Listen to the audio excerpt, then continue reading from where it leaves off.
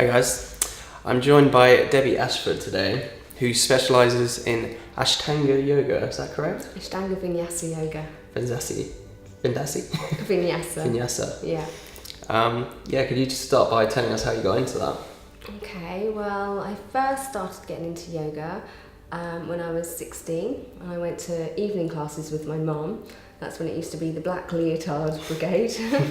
So we used to go to a class once a week together, which was really nice. And I was probably the youngest one in the class at the time. And I really enjoyed it. I really found it relaxed me and my body liked it. So I was really curious about it. And one day the yoga teacher came up to me after the class and she said, "You're going to be a yoga teacher one day." I said, "I can't do that." And she said, "I think you'll find you will." And it was not long after that I found myself getting more and more into yoga, and then I signed up for the British School of Yoga course. Oh wow. Okay, so this is my teacher Radha, and she has a yoga centre in Crete. This is the guru of Ashtanga Yoga, Patabi Joyce. And he was the one that brought yoga to the West, into the world. And this is his teacher, Krishnamacharya. So that's the lineage for me. Now you've been on this path of a yogi for so long, what have you learned on this path, like specifically about what the purpose of yoga was, why it was invented in the first place? So I think the reason why it was invented in the first place was probably initially for well-being, for the health of the body, particularly in India, where there was so much sort of disease around. So they would look at the animals and the landscape around them, and then they would imitate the animals and the landscape. That's why a lot of the yoga postures have got animal names. Like downward dog. Downward dog, the cobra. That's a tough one. Yeah, and the locust. It's all come from things that the yogis observed. And then when they started practicing it, I guess it became more of about an inner journey to self-discovery. So that's what the yoga is all about, really. It's a journey of yourself, discovering who you really are. And by getting to know your body better, that sort of embellishes that, does that? It does, yeah, because when we start to work on the physical body, we start to sort of break down all the energy blocks in the body, so that the energy can flow better. Yeah. So we can start to see our habits, because yoga's about breaking down all of our habits. And we are creatures of habits, aren't we? Tell me about it. And we tend to do the same thing all the time. It's hard to break out these habits sometimes. It is. It's really hard. And that's where yoga comes in, because it's sort of a force that makes you disciplined. And if you are disciplined, you'll start to break the habits. And these habits are known as samskaras in yoga, and they liken it to an old vinyl record. When the needle goes in, it's like a groove, and it just carries around in the same groove. And then by practicing yoga, you kind of change that groove into something else, and so you release your samskaras.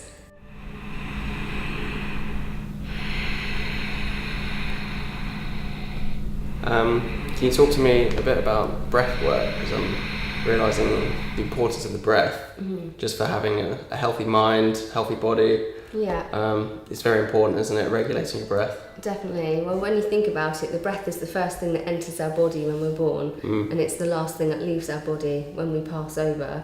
So the breath is the thing that sustains us, and in yoga we call it prana, which is life force. So the more you practice Ashtanga Yoga, you work with a breath called Ujjayi breathing, which heats the body up. It warms the body up, it thins the blood down, so you get more oxygen into your muscles. And this in turn helps you to stretch a little bit more deeper. And then at the end, the body cools down again. But it's the breath that really sort of takes you through the practice. If you're not breathing properly, you start to struggle with the practice. So it's the breath that you have to develop over a long period of time. And again, it's the practice again, it's connecting to your breath. And anyone can do this. You don't have to be doing Ashtanga or any other yoga practice. It's just about observing your breath, becoming the observer of yourself, observing how you're breathing. Most people do shallow breathing, where they're just using the top of their lungs. And what's called a full yogic breath is when you utilise the whole of the lungs. Yeah. And by utilising this breath, it then starts to slow down the fluctuations in the mind. So you become more still, you become more of the observer. So you start to watch your thoughts, watch your actions. Rather than being absorbed by them. Exactly. Yeah. So the breath is the most important part of the practice. It is all about the breath. It's not really about the postures, it's about the breathing. The whole point of it is just to get your breath work. It is. Right? Yeah. It's absolutely just about the breathing. It should be called a breathing system more than a yoga system. It should be called a breathing system. Because when we're breathing properly, then that has the effect of really stilling the mind and then getting into that place of deep meditation. And it's when we're in that space of deep meditation that we can realise the true self, which is our true nature.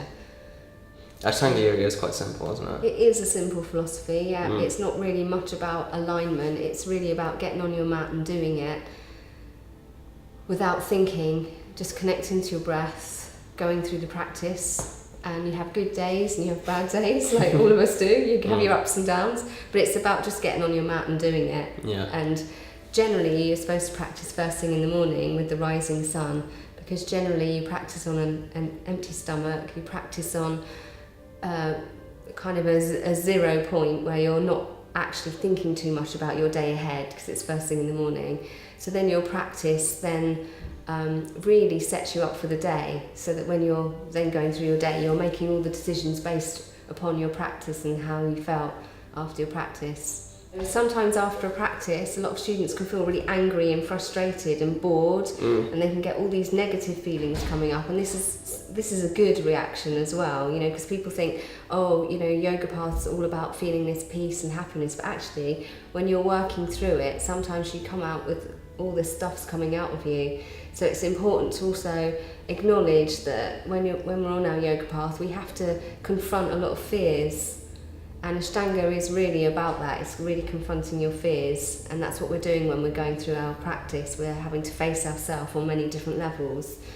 So these fears are like you said, like when you're doing these poses and this breath work, these deep lying things that have been dormant in your body for so long, some trauma that you might have suffered when you were younger, it's suddenly going to rise to the surface of your consciousness. Exactly, it bubbles up to the surface, which is why we do the actual postures, to release all of these samskaras, release all these negative energy until we're totally free, until we're liberated. Yeah. I think after a while as well, after many years of practicing Ashtanga, you would then drop the practice anyway, and then you're just left with the meditation. So that's what you'd be doing. I read this somewhere before. It's like the part of the spiritual path is to do all the work, and then just give it up at the end and just let faith take over. Exactly, because you don't need the postures anymore. Yeah, you've done the work. Yeah, and now it's up to... The postures are just bringing you to that place of oneness. And once you can maintain that oneness, then you don't actually need the physical postures anymore. Well, hopefully we get to that stage. Yeah, let's hope so.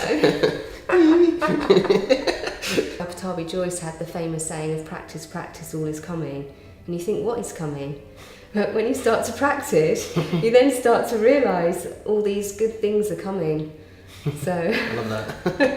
That was his famous saying, practice, practice, all is coming. Yeah. 99% practice, 1% theory. Yeah, that's what I'm learning on the spiritual path, actually, that regular practice of whatever spiritual practice it is the key. Like, I've experienced things and I want more of it, but the only way to achieve more is to dedicate your time to it. It is, yeah. And there are no real quick routes to that either. No, there's no That's shortcuts, the are thing. there? There's no shortcuts, no. So you really have to be dedicated on this path, don't you? You do, you have to put the work in, definitely. Unfortunately. Damn it. But then if it was a shortcut, maybe we wouldn't appreciate it. Yeah, exactly. We wouldn't appreciate the journey as much, would we? No, because it is by putting the work in that you have the knowledge and the wisdom that comes with it, because you have the experience.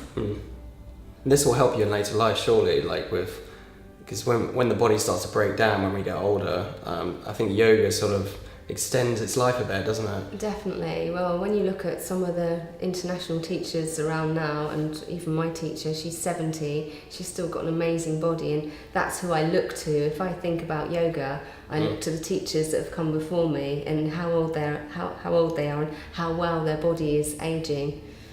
So it does slow down the aging process.